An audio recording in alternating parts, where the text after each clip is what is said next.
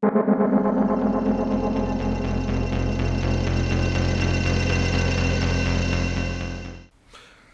for those of you listening to the audio podcast, we also release the show with video visuals on YouTube. So if you like some pretty pictures to go along with our pretty voices, search for Digital Suffering Podcast on YouTube to find us. Hello, and welcome to episode 15 of the Digital Suffering Podcast. I'm your host, Steven Something, and with our other host, PhamtomLimb. Right, Mr. Lim, first up on the menu is going to quickly cover a game coming out on mobile a week or two ago. Fist of the North Star. It's based on the anime. The anime is about people in a post-apocalyptic future punching each other to death. And the game is kind of encompasses that. It certainly encompasses the high energy. When you play the game, there is a lot of... The game yells at you a lot. You go up a level and it yells level up. You know, you do... Like, you unlock something and it... You know... The narrator yells that you've unlocked a feature. However, the fighting, it's almost like it's a like 5v5 sort of strategy thing where you like can time combo attacks, but otherwise your characters just sort of auto fight almost. It's making me hungry. I saw you got a lamb chop. Yeah. And then there was a picture of katsu curry as well. You start off the game and you're like unlock. There's like gachas, so you can like get like free characters and stuff, and they like throw a lot of food at you. You're like, what the hell do I need food for? But apparently, each character has like 3 or 4 food items that you need to like level them up. So the different characters have like overlapping items, but there's like seemingly a ton of different food items, and it's like, you know, your inventory space is going to be humongous just to keep track of all this, all these items. But yeah, it's really annoying if you're like trying to like pull like a character, say, well, okay, I need to beef up my team, and you get a food item instead. It's like, I didn't want this. Yeah. I've wasted my precious crystals. Yeah, it kind of sounds like every other game. You know? Of course, obviously they got get a drop. It's not the drop you want. Yeah, they have to like make the drops rarer to give them more value, but still it's kind of annoying. Although they do have like 2 gachas. They have one where it's the characters plus stuff, and they have just a cheaper stuff gacha where you get most of the food items from. Anyway, it's not as exciting as say playing a 3D like fighting game. No, a turn-based party game's not as exciting as playing an action game. I know. I was surprised as well. I was like, I have to readdress my life goals. This is going to be great. But in the end, I sort of played it for a little bit. But it's the problem is it's just like there's a load of characters, but you don't care about most of them because the thing is they have to like, in order to beef up the roster, a lot of the characters on your party are also the villains. Quality. Yeah, because obviously there are not that many heroes, you know, in the game. Can I have Jaggy and Rao with Kenshiro on my side? Possibly. That would be awesome. You'd be the ultimate brother team up. You can, if it's a character you can fight in the game, chances are it's someone you can have, you know, on your party. Tried it for a bit. It was just not satisfying enough to power through. But I do like the presentation. You get lots of cutscenes with bits taken from like the manga, and lots of voice. There's just voice acting everywhere, and lots of excited yelling. Very high energy game. If you're into the franchise, you'll definitely appreciate it. It does call back to the anime. Good times that. Although it's censored, like the bits where people's heads explode, it's like the PG-13 version. Does it in a kind of negative way? Yeah. There's a couple of times in the feature that they do it like that as well. But it's like, obviously, in order to have it to maximise the audience and not so they have to slap it behind a higher age rating. They've made some concessions, but I mean, otherwise, you know what, the guy's head's exploding. You know what's happening. Anyway, so you know what cracks me up? This is obviously the passage of time has done this. Yeah. But this looks as good, if not better, than any of the millions of Fist of the North Star games that came out on the PlayStation 2. Like graphically, it and I mean content-wise, it's as much, if not more so. They were bad. Okay. The models aren't too bad, I don't think. No, I'm saying they're better than the PlayStation 2 versions. Yeah. Well, the thing is, I suspect they've reused. I mean, you might call that a gradation of shit, but okay, but I suspect they've reused some of the assets from another Sega game because Sega have done. They did the beat 'em up prior, so it was more than likely. But it looks great. It just plays very simplistic. It's a mobile game. If you like the franchise, you'll enjoy it. If not, play it for a bit. See if you get into it. Otherwise, move on. Okay. Speaking of moving on, the next one I wanted to talk about is a game that came out also about a week or two ago. It's called Second Galaxy. It's in the style of Elite's. Was it the new one, Elite Dangerous? Or was it called? New one, yeah, right, yeah. The most recent edition. Yeah, Elite Dangerous. Yeah. So Elite Dangerous or Eve, in its one of those space exploration games, but this time it fits in the power of your hand. It's mobile only. I play it on emulator, so I can actually full screen it, so I can see what the heck I'm doing. Now, in terms of like combat, there's a lot of combat in it, obviously, because you space, you shoot things, and the combat's fairly simplified. You don't get to pilot your ship. What? In combat, you lock onto a target. The ship's computer will orbit it, and you can, depending on your loadout, you can choose to fire weapons manually, but you just switch on auto, and the computer will just pepper the enemy. Uninstall. Now, but the thing is, if you ever played like the old Elites and stuff, most I did. I put a lot of hours into Elite on the 8-bit machines. Most of the combat was just machines, just like doing loops constantly as you try and get on your opponent's tail. To shoot them. And this is like it's the combat's streamlined because if you had to actually pilot the thing, you don't have enough controls. You have to fill the mobile screen with stuff for acceleration, deceleration, X, Y, Z axis movements and stuff.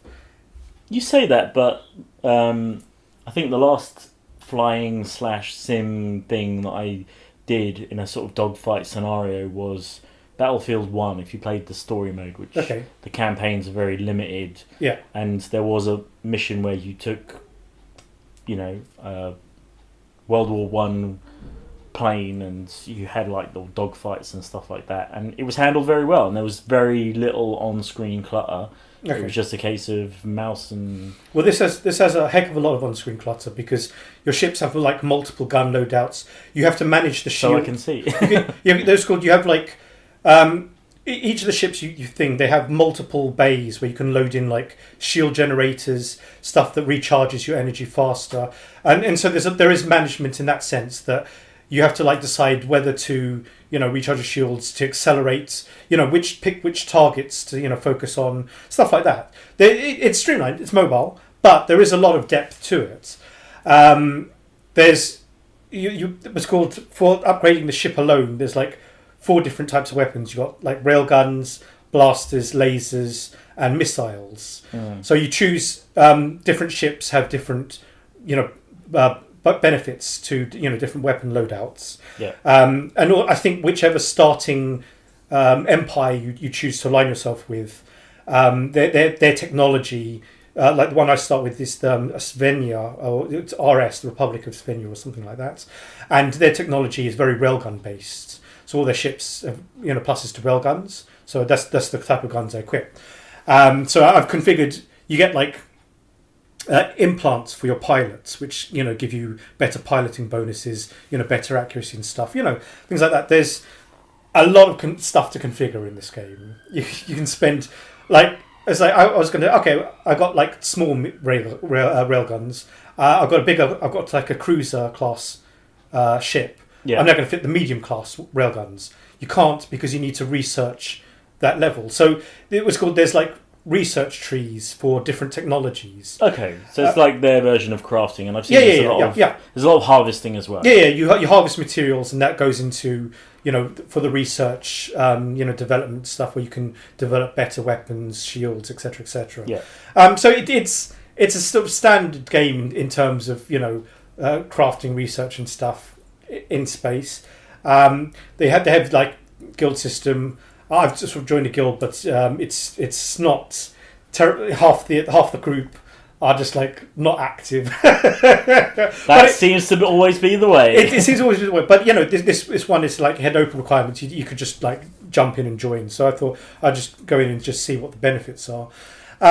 You can but you see it come up in the on the chat scanner for the area and stuff, and you see the different guilds actually taking over different sectors. You can like set your particular star system as a home base. All right, it's something like that, and like other guilds can like take it over. So you can acquire multiple systems for your guild, so to speak. And you can see them come up, and it says this one is under attack from this other guild. So there's like that seems a little bit angry. Well, the thing is, obviously, the more active guilds are going to like butt stomp everyone because they're just going to have the numbers. But it does signify that there is more than just flying out, harvesting, flying back. Repeat ad nauseum.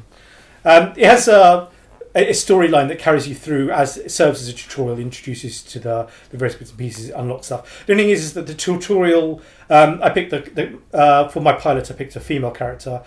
The dialogue does not assume, it assumes you're a male character. Good. I don't even know why they gave you the option. And I'm like, why did they even give you the option? Because they're just like referring to you. It was just... Yeah, but it should be gender neutral anyway, because it's not like you walk around with your character and you see them or you... Yeah, your character is just a portrait in the top corner when you go to the space station. The only thing is also, the developer's Chinese, long games. The dialogue has a fair number of translation errors, and there's just stuff that's translated really clunky. I mean, you can guess for the most part, but it's like you're reading it, it's like, could it not just hurt to have some people give it a second pass and say, read? Yeah, say, okay, there's a few words missing from this sentence that would make it a lot more clearer. Well, please insert those. I have to say it, right? Like one of the most famous bad translations of I forget the actual game, which is weird. Oh, is it All Your Base Belong to Us? All Your Base Belong to Us. Yeah. From the Mega Drive. Or I know that the character was called Katz, who spoke it, but I can't remember the game. Yeah, but this has lots of things, and you're trying to speed read through it, and it's just like you slow down because your brain has to like work out the divine true meaning from the cryptic sentences. But I mean, the game's good. The graphics are very nice. There are some issues whereby you when you leave the space station, your ship you're going to warp to the next mission point. Your ship sometimes does like 180, so it starts accelerating, and then warps through the space station. And you're like, no, it should have. If the game was programmed better, the ship should have like arced around the space station or to a clear section, and before jumping. And it's just like it's just shortcuts. Essentially, a lot of the objects have are not solid. Yeah, but you say that, but I've seen that similar thing happen in films and other games. Yeah, but it's the little things. I mean, it doesn't. But it's a little thing, and it's like this. It could have been better. It could have been better if it just stuff. I mean, otherwise, the biggest endorsement I can say is that I'm still playing it. I've been playing it for like the past 3-4 days, and I'm enjoying it. I mean, it's mostly a harvest simulator. Hate that. But the fact that you've got the research trees and stuff, and it's like as you progress through the story, they give you bigger and better, shinier ships. And like now, I'm like going through the quests, and I'm like just obliterating like the enemy because like I'm just like fitted out like really powerful railguns. So I just like and my wingman has like these lasers, and he just like he does more damage than I do, and I'm like, okay, just shoot more often. Yeah, come on, fire! Like I need to work on the my gun cooldown times. The only problem is that at the moment I only got one thing in the research queue unless I pay premium currency to thing. Of course. It's microtransactions, but the thing is they're not egregious. For instance, they throw what's called early on. They got like you can unlock this really shiny little cruiser ship. It's like very, from 1950s. What's the style called? The Cadillacs. The Art Deco style. Yeah, Art Deco. So Telfin. So it's got like this like statue thing on the front and stuff. So it's like a Rolls Royce in space. Hood ornament. Yeah. So the ship's very nice. It's quite powerful. 99¢. And they throw up. But the thing is, and they throw a whole bunch of like resources, like speed up tokens and stuff like that. And if most other games, this would be like $30. Maybe, yeah. Yeah. And for this, like 99¢ for a powerful ship, it looks nice. It's exclusive because most people won't have it. And they throw a whole bunch of stuff in addition. Whereas other games, they would charge you an arm and a leg for just the ship by itself. To say, oh, you can get this powerful ship, give you an advantage. Here it's like, if you want to play it, if not, you'll get powerful ships than it just by playing through the storyline eventually anyway. It's just, here you've got something to show off. And then, a lot of they've got some other things they advertise, and it's all, the numbers are very small. And in comparison to stuff we talked about in previous episodes, where people, they charge for like armor or something, ridiculous numbers. Crazy numbers. And this is like, I mean, it's not something I want to invent, but the barrier to the costs, the barrier to entry is so low that people will say, I like this game, I will spend this couple of dollars, it's the cost of a cup of coffee or something, and support the game, and it's great. Yeah. The game's good. If you're interested in this thing and you've played stuff like that, it's definitely something worth. The only problem is that it's no good on the phone, because on the phone you got millions of icons. That the space to tap stuff becomes ever more difficult because play on like a tablet or like an emulator, so you can play it on the big screen. I really appreciate the graphics and stuff. I enjoyed it. I'll definitely be playing it for at least the next week or so. Maybe by the next episode, I would say, yeah, that game, I hate it. It's gone now. But for the most part, for the moment, I'm enjoying it. And most times I play a game, within the first day or two, I definitely know if I'm going to get rid of it. And this one, I've had it running in the background, jumping in, completing a few quests and stuff, just to progress. And it's great. Oh, yeah, there was one mission. What was it called? It was a mission to defend some miners who were like under attack from like some like pirates or something. So it showed up in the available quests. Showed up twice. As like version 1, version 2. And version 1, you can only do it with like your weakest ship, the frigates. Yeah. Version 2, you could do it like with your destroyer. So I said, okay, I'll try it. So I tried it with my weakest ship. I actually tried it first. Sorry, I tried it first with my destroyer. Obliterate the enemy thing. Okay, it's fine. Second time around, I said, I'll complete it because it's just free resources. And the quest seems to be very easy. Jumped back in. So I've got my weakest ship. And like part of the quest, part of the mission, the enemy launches 2 suicide bombers to run into one of the structures. Nice. And like, okay, targeting. It's not dying. Targeting. Blew up one. Okay, try the other one. Oh shit, it's too far away. Zoom. Accelerates. I'm boosting, and I'm not catching up with it. And the suicide bomber hits and blows up the structure. And I'm like, oh crap! This didn't happen to us. Fortunately, it wasn't a mission. It didn't end the mission. It was like not the main base that you were supposed to protect, but it was like some kind of like shield generator or something. But I was like, holy crap!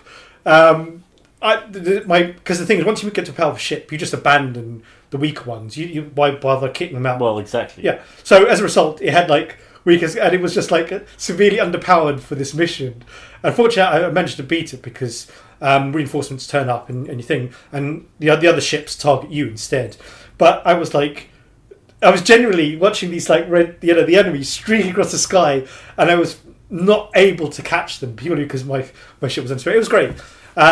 Yeah, but why would you go back? Why did you do? But the thing, I just went because it was just free. Because when you complete it, they throw money and resources at you. So it was like I just complete it. The quest was like. Could you not do it again with the bigger ship? By the looks of it, it was like in the they got several quest types. So you got the story quests, and you've got like exploration quests and things. So you got like you can fit your ship with scanners, like gravitational scanners, electromagnetic scanners. And when you use depending on the type of scanner you use, like if you fit an EM scanner, it will scan for like ships.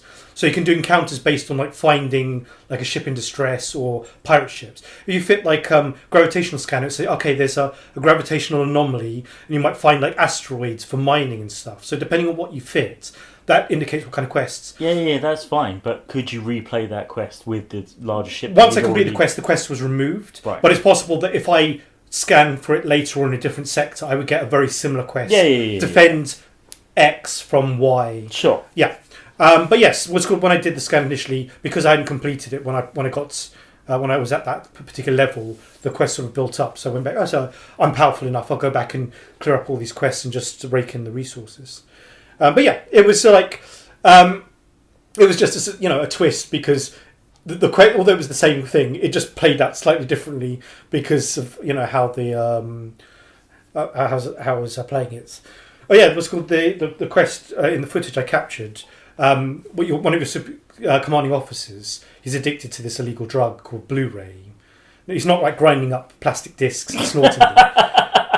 Amusing as that would be, although maybe he is. He's just like addicted to Blu-ray. Watching Blu-ray, no, but certain Blu-ray movies. It's like this. It's like blue gel called Blu-ray. What a shocker! It destroys the nervous system, but he's cool with it. Destroys the nervous system. So he instructs you, because you're his subordinate, to go to this illegal black marketplace and buy it for him. Quality. And I'm like, dude. But anyway, so you fly out there, and you saw the black market people. They don't trust you. You say, okay, retrieve some stuff, and we'll thing. So you retrieve it, and then all of a sudden, your pilot says, screw this. You're charging me too much. And they say, so the black market people go, screw you. So they send up people to attack. You destroy them all because you're like OP. And they're like, okay, have it for free. And you're like, thanks. And then you leave. And I'm like, it doesn't give you the moral choice. It's just your character decides to rip off these illegal traders because you can. Because you have the firepower, you steal from them. Yeah, that's fine. I don't have a problem with that. But there's a thing about drugs, they're addictive. So, assumingly, he's going to have to go back and get more drugs. Yeah, in the dialogue afterwards, and he goes, was there any problems? You go, yeah, but don't worry, I took care of that. Well, no. And it's like, yeah, when you go to buy your next supply, try somewhere else, because I blew up most of them. But the thing is, it's like, annoyingly, most other games would give you the choice to say. Yeah, of course. Yeah. And I found it was lacking. Which is it just says this is the story, complete it to get to progress, which is a shame. That's weird because, like you say, you'd hit the mark on a choice, either do X or do Y. I'd rather, even if the choice didn't ultimately make anything, you say, right, okay, I choose to rip them off. You blow them up, you go back, you get it for free, or you say you don't rip them off because the guy gives you money to buy the drugs. Sure. So you say you give the money, you can buy the drugs, or you think you get a discount because you such and such, you threaten them. Just choices. So it just means like a difference between a few credits in your pocket, depending on what how you want to play. Well, also, as it's a progressive story, if you did go the route that it just gave you anyway, it means that would affect what happened later. The thing is, I suspect that the story has been written, so it will affect later, that it will come back to bite you. But in the end, it's like I would rather they give the choice, even if it doesn't matter, so you have a feeling of agency, rather than it's like, oh, your character decides, I'm just going to murder these people straight up until they give me a good discount. I don't know, mate. That sounds like the way forward. So the moral of the story is, it won't work with Amazon. The moral of the story is don't kill your drug dealer because you need them for the drugs. Yeah. And that's that was a very review-like review. It was a very review-like review. That was my review. How many thumbs up will you give it? I will give it 9.5. Wow, I only have 2 thumbs. But cool, I'm very multidextrous. Multidextrous. It's like ambi, but multi.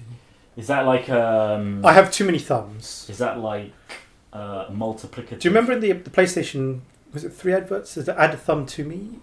it's called the adverts where they was called. They had when they were advertising a DualShock controller. Yeah. They had like added extra thumbs to the. Nope. Okay. I have to say though, advertising doesn't really work on me. Okay. You're immune. You have. Well, I've just got this BS filter. You have a +5 resist to advertising. It's maybe because I've consumed too much of it. Now I know not what to see. You put a lot of points into your advertising resist. Right. Next up is Blasphemous. Blasphemous. This game is very blasphemous. Well, I don't think it is. False advertising. Depends on the belief system that you currently are into, but yes. Yeah, go on. Well, it is a lot of it. It's a very subtle Christian iconography throughout the game. A lot of references to the Our Lady of such and such and thing. Yeah. Very, very old school sort of. If you're not a believer and you're impure. And all the that. medieval Christianity. Yes, the good. No. Anyway, we won't go down that road. Anyway, it's side-scrolling action game / has lots of RPG elements to it. It just came out on, I want to say, the 10th, so maybe 3 days ago, 2 days ago. And it's in the Metroidvania style. Castlevania, yeah. I'll explain what that means. It means that you'll find stuff and have to backtrack, and it will open new areas and give you new powers in order to access those new areas.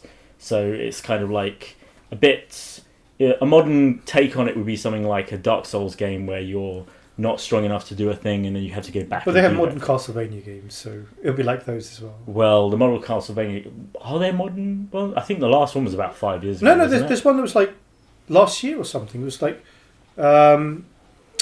But they've ceased to be the thing that they are. Yeah. They're more like God of War now. They're very linear affairs. They have become a shadow of their former selves. But if you think Symphony of the Night, Castlevania Symphony of the Night, this is on a very similar level pegging to that. And it's not, a lot of people described it as 16-bit graphics or 8-bit graphics style. It's not really.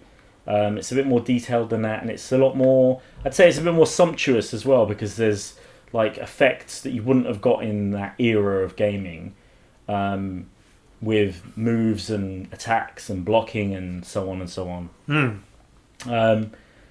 You have a sword. It's called the Mea Culpa, which is Latin, and you can upgrade this sword as you go through. There's shrines that make the sword more powerful and give you more abilities. So it unlocks moves like the slide attack, the dash through slash. There's a wind up slash as well. Also, another thing I like about this game is, unlike most others, because as I was saying a couple of weeks ago, there's a lot of games now that are being released that are these side-scrolling action games. I think we covered one where you could... Yeah, Indivisible. No, not that. There was another one earlier where it was you could sort of rewind time to replay the event. I forget what it was called.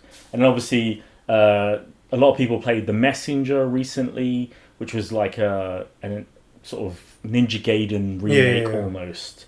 And there's a lot of these games around that sort of leaning on that revival of the genre, but also like tapping into people's nostalgia, if you want. But this kind of does and doesn't, because it has features that you wouldn't have got in those games. And one of them is, now this sounds weird because coming from a sort of perspective of where games are now, the character has a defensive option. He can block attacks, boss attacks, and normal attacks. Like he physically puts the sword up to defend himself. It never happens in these games. It's ridiculous. Hollow Knight's thing was if it's actually a block, or if it's just like an invulnerability frame where you fast travel to a different area. Yeah, so then there's lots of artifacts that you find to augment your skills as well, and they allow you to do other things. One that I saw somebody find quite late on in the game, which actually would have changed the game completely had he found it earlier, is a bell that chimes when you're near a secret. Now, there's quite a lot of secret artifacts in this game, so there'll be walls that will disappear or sort of cave in and access other areas, and some I think are much more obvious than others, and they sort of progress the story as well. But the game seems of a fair size, so you're not going to be scrambling around the same areas looking for these things too much. Do you know roughly how long it took to completion for? For the guy that I saw playing it on the day of release, I think he was playing it for about 5 hours, and he was at... Yeah, but he'll probably be speeding through. Oh, yeah. He was absolutely, going out of his way. First completions. Going out of his way to complete the game as soon as possible. Yeah. But, yeah, I'd say you'd get between 5 and 10 hours out of the game. Yeah. And if you didn't find... I mean, it's unlikely you'd find all the artifacts in a first playthrough, but... If you did want to, that would definitely push it up to more of a 10-hour. Yeah, well, if you're going to go for 100% completion, yeah. Yeah. But then there's, as I said, the combat's quite weighty and satisfying. And I like the graphical style. Your character's a bit odd looking, but... yeah, the helmets. The helmet is just a bit much, but it's pretty damn cool. Yeah, and as you get stronger and you get more life, obviously you become a bit more brazen and brave with things. And the puzzle, I'd say, I don't suppose they're really puzzles, but there's a few switch puzzles and jumping bits that will make you a bit more wary of how you do things, because instant death on some of them. Yeah. So... irrespective of how much life you've gleaned. Instant death trap puzzles. Yeah. There's a couple of jumping puzzles where it's literally just spikes and you're dead. Full life. Spikes from nowhere. Dead. There's a little system, I'm not sure how it affects... I think it's the resource that you collect in the top right-hand corner. But when you die, it does a marker, like a place marker, and you can go and recollect it, a bit like in a Dark Souls kind of way where you lose your souls. Yeah. So that's kind of... It's kind of putting a price on life and death.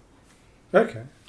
Which... Yeah, so opposed to just, I died, it has no consequence. Exactly. Yeah. I'll go back later. Yeah. But obviously if you leave the game, then those resources are gone. Yeah. So, yeah. There's a few things, and obviously, in a sort of true RPG sense, things change over time. There was an artifact where you take it to a statue that actually blesses things, and it changes the property of the artifact itself. Ooh. So there's little hidden things, and in a Dark Souls way, I was watching the developers talk about it, and in a sort of Dark Souls way, they're not leading you by the nose through the story. Each artifact and each weapon and item, not necessarily weapon, but each item has its own little flavor text, and then it has a story behind it as well. Nice. So you can just face roll everything and just play the game and don't care. Yeah. Or because there's going to be no story dump whatsoever. Yeah, if you're not reading the artifact description. Exactly. You're going to not know why. Yeah, but you're not going to care probably either. But if you want to immerse yourself in it, there's a whole level of, multi-tiered level of what's going on in the world. Sure. Which I kind of like. I mean, it doesn't always work with games, but in this game, I think because it's not the longest game in the world, and some people are just going to want to play it for the action element. They're not going to care, and it's probably going to annoy them, pressing X or whatever through story bump where characters are talking to you. Yeah. So I think in that way, again, this will become a thing where people play this game for speedrunning. Yeah, but people speedrun the other Castlevania style games as well. But I mean, there's with the amount of lore you get, I'm sure a lot of people will at least put their first playthrough. Well, the average people, unless the streamers have, is a different story. But they put their playthrough to work out to get all the benefit, and then after that, the thing is just like, is there a replay value beyond the speedrunning? I wonder, or is it just completion? I think completion is probably the factor. 100%. Yeah, and then obviously, I mean, there's games I replay just because of the gameplay. It makes you feel good or it's fun. And I don't know how much of a fun factor you're going to get, but there's definitely satisfying elements. Well, the combat definitely looks to be, it does have definitely some weight to it, and with the blocks / parry strategy ability. I wonder if you can do like sort of boss rushes and stuff. Yeah. But yeah, it looks great. I'm definitely probably going to buy it. But yeah. When is the question? It's currently on offer. Its release offer it's $17.99 on Steam at the moment. Yeah. I think normal price is £20. Now would be a good time to buy it. Well, yes, now or probably Christmas. I'm probably going to look at it. What is your game queue though? I mean, would you move if you bought this? So if you got this game now, would you move it to the front of your queue and play it, or would you like complete what you're doing now and then say, right, this is next in the queue? I would probably play it now because I noticed this game about 8 months ago. Yeah. So I've kind of been waiting. Oh, okay, sure. I've kind of been waiting for it already, but now I'm waiting for it in terms of price. Yeah. So if it was the case that I would just put down the money now, I would definitely put it to the front of my queue because it would be the newest game. Yeah, you do something you anticipated. Yeah, and I mean, the other games I'm looking at are games that are AAA titles, and so... Plus, I mean, given the shorter playtime, it means that you can, sort of play it over a weekend and yeah, definitely get the full benefits out of it. Yeah, I mean, if it was the case that because they came out in such quick succession, this and Borderlands 3, if I bought them both today, I'd play this first because I'd probably spend months playing Borderlands. Yeah. Okay. But yeah, looks good. Love the environmental. Has that sort of crazy old world punishment feel to it as well. Yeah. You're not pure until you're punished. Gee, who wants to be pure? Yeah, forget that. Yeah, I'm kind of happy being impure. Thank you very much. I'm good. It was great talking to you. I'm going to leave now. Okay, next up, game we saw called AI Somnium... The Somnium Files.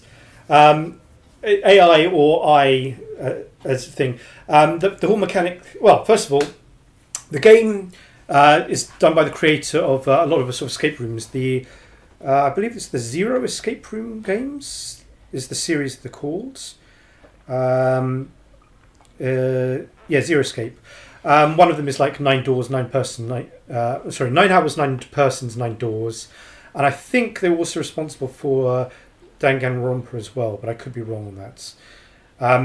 But it was called a lot of those games where you're trapped in a contained environment and you have to solve puzzles in order to escape your predicament. Sure. In this game, it's a slightly different thing. You are a investigator in the near future, and you have a sort of cybernetic eye, and the eye allows you to sort of scan objects. It has like X-ray vision. It can like highlight objects and stuff like that. So it's all very thing. When you play the game, your character sort of like is rooted to the spot in any scene, and then you sort of like pan the camera around the scene and interact with elements through the power of your magical eye. I can see you've got a timer on the... Yeah. What it is that one of the mechanics later on, you can bring people, sort of suspects, back to the lab, and they sort of plug into a machine where you can enter like their dream world, their mind. Right. And in it, you only have 6 minutes, 360 seconds, in order, while you're in there. Of course, because it's a dream, time doesn't necessarily flow the same speed. So what it is when you're between interactions, time kind of stops. But when you say, right, something's going to happen, or you're going to interact with objects, options come up and they have a time. So, for instance, open a door, pick the lock or kick the door down, say. Yeah. One would be 10 seconds and one would be 30 seconds. And picking different actions uses up time. So you have to balance it out with how long you're in the world, with how long you can do stuff for. But also you can say, right, if I do a particular action, I can then devote extra time later on and save for another section which may be more difficult, and use that saved time to then give me more time to execute such and such. So it's all balancing thing where you have to manage this temporal resource depending on, and obviously it's also a quick time event in that you have to decide quickly which option you're going to pick, otherwise actions will be taken for you. So you can get multiple playthroughs depending on what options you picked. So the game starts off, you're called to investigate a murder at this fairground. So you go to this merry-go-round and someone's been stabbed with an ice pick. You use your eye, you scan the merry-go-round, and inside the central part, you find the suspect, a girl called I've forgotten her name now, Miyuki or something like that, and she's in shock and she's holding a bloody ice pick in her hands, and the object is to try and solve the murder. It turns out from the stream I watched that was talking about the game, you don't suspect that she's the killer because she's your roommate.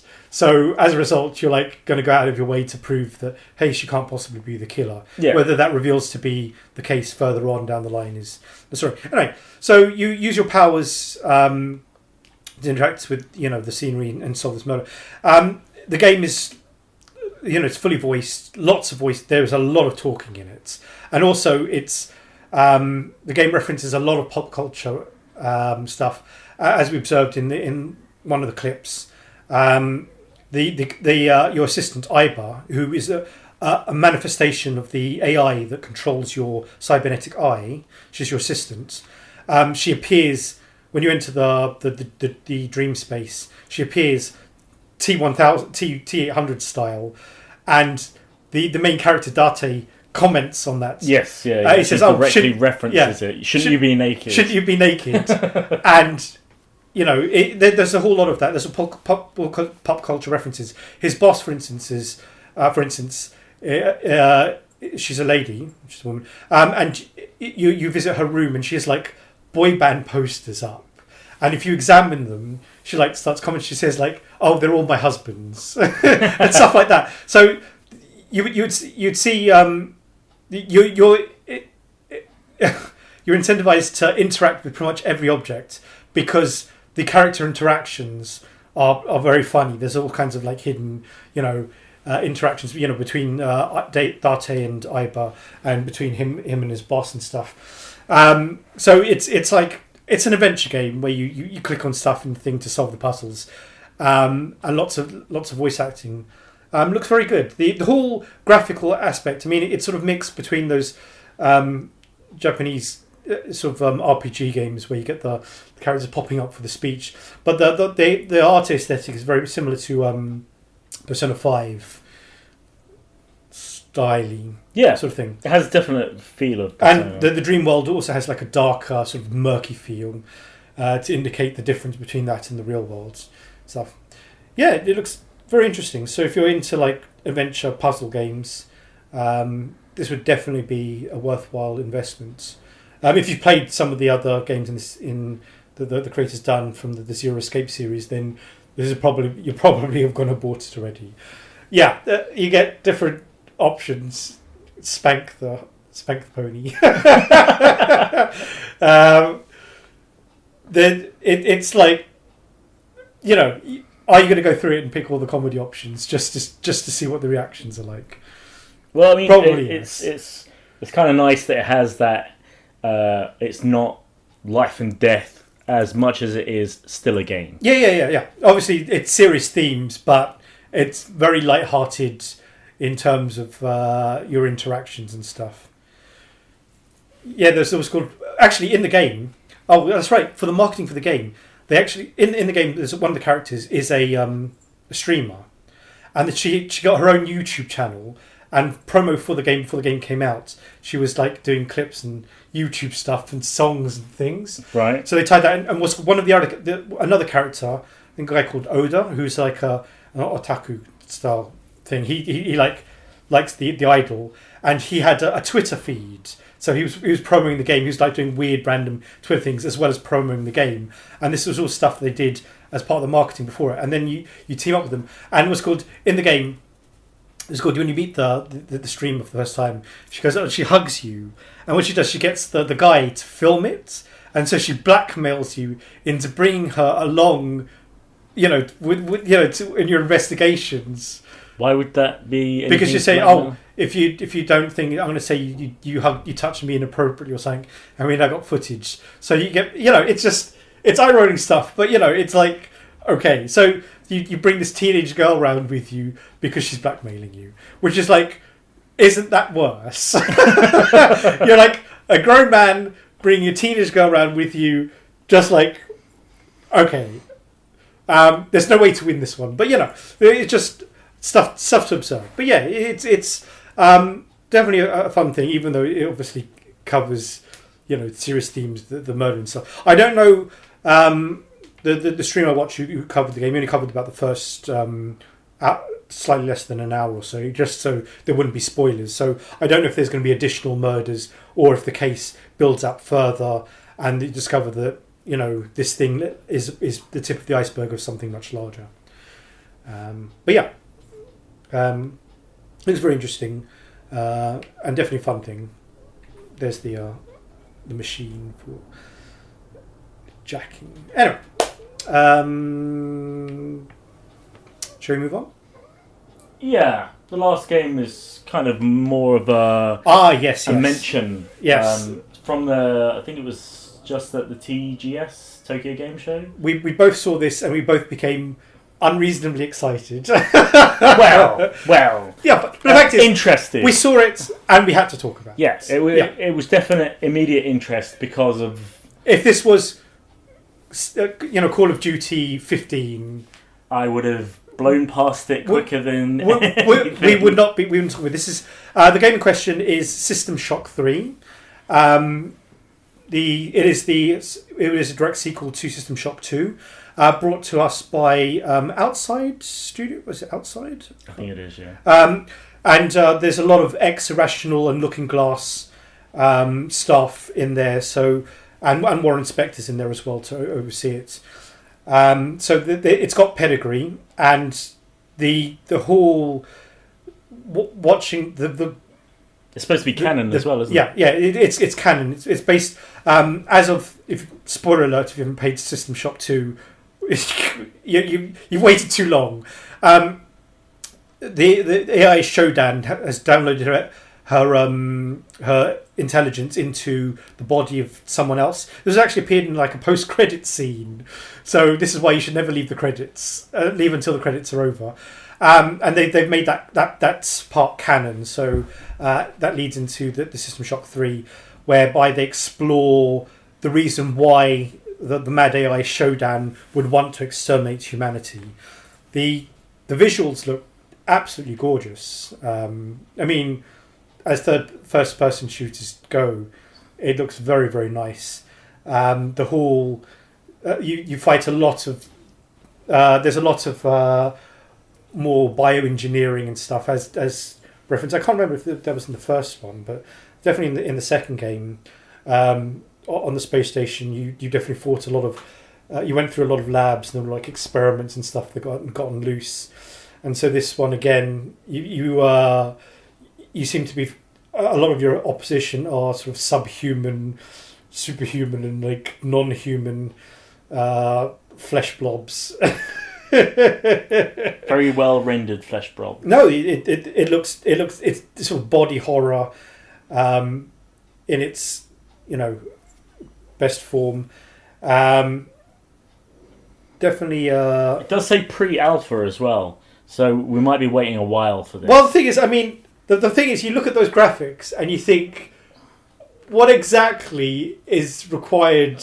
I mean, pre-alpha the year, but that's good, right? But yeah, the engine looks done. This is like something I commented before we started recording about Shenmue 3. Definitely hasn't been brought up to modern standards of games. Shenmue 3... It looks like a tech demo from 15 years ago. It looks like they took the Shenmue 2 engine and just HD'd it. Yeah, upscale. Well, I suppose it's keep the same. Well, 1985 gameplay, 1985 graphics. Perhaps, I don't know. Well, it wasn't released in 1985. It was released it feels like it. 2003 or something. It would have been released. Well, that's right. Yeah, number 2 was long after the death of the Dreamcast. So, but yeah, I mean, this System Shock looks very atmospheric. I'm getting a what's that game called? That's annoying. What happens in it? Dead Space. No, it was about a year and a half ago, 2 years ago. Mm-hmm. It was the second. I owned the first one. It was a terrible game. I can't think of what it was called. It was the first game. What was it? Prey. Prey. Oh yes, Prey 2. So Prey 2. It has that vibe where you're in the lab. There's lots of menacing lighting. Yeah, the lab obviously menacing. Obviously, creatures as well. In that, they were more like sort of black oil manifestations. Yeah. The aliens, as opposed to it was fleshy manifestations. The horror from Prey was more of the thing from another world style. Yeah, creatures that could transform. Whereas here, it's people like, that have been transformed. Yeah, Resident Evil meets Doom kind of thing. With a biomechanical feel. Yeah. It's definitely the sci-fi horror that the previous games. But it kind of reminds me of Prey 2. Has that feel to I it. remember playing System Shock. The first one, second one. When you start off and you come out the thing and you're like, what's going on? And you flee because of the explosion, which moves you on. And then you're like the place is like on fire and stuff, and you're like all around, and it's just like there's no enemies, and it's just ambient noise, but you're just constantly on edge because you think, I play games, something's going to pop out, and you're like, nothing pops out, and you're like, okay, but something's going to pop out, and you just like, the atmosphere, I mean, it's ages ago already, but the atmosphere in it was just so great, was conveyed with just so little. And looking at this game now, the whole, I mean, just one scene where they had the creature like off to one side, and the light source cast you could see the creature's shadow, and it moved as the shadow moved around a curved surface. Yes, and it was like shadows on curved surfaces. You laugh, but it's a very difficult thing to do. Yeah, it's taken engine technology a long time. It's that element of horror that you saw in films like 20 years ago, 30 years ago. Yeah, and you could see. Actually, Nosferatu, they did exactly that film. Yeah. They did exactly that. Foreshadowing. Yeah. Very literally. And it was like, it's just like, that it's going to start and it's going to be like, the bad shit's going to go down. But it's like, you're like, the anticipation is what keeps you on the edge. It kind of Doom 3. Yeah. This trailer reminds me very much of the Doom 3 trailer. Yeah, things ripping out of vents and the darkness and everything like that. And that was Doom 3 was very much more survival horror style in comparison to the other Dooms, which were very run and gun. Yeah, but I mean that trailer with Trent Reznor's music over the top of it was just pure visceral madness. Yeah. Well, not like the more recent Dooms, where it is just pure visceral madness. It's literal. You start at the beginning of the game, you start running, and you don't stop running until the end credits. Until your gun is empty and your fists are hurting. You've punched every last demon in the face. Anyway. Yeah. I think we've run out of stuff to talk about. Thank you very much for listening. That was the Digital Suffering Podcast, the podcast where we suffer so you don't have to. Goodbye. That was the Digital Suffering Podcast. If you'd like to suffer some more, you can find other episodes on Red Circle, Spotify, Google Podcast, Apple iTunes, Stitcher, Radio Public and SoundCloud. Please like and subscribe everywhere.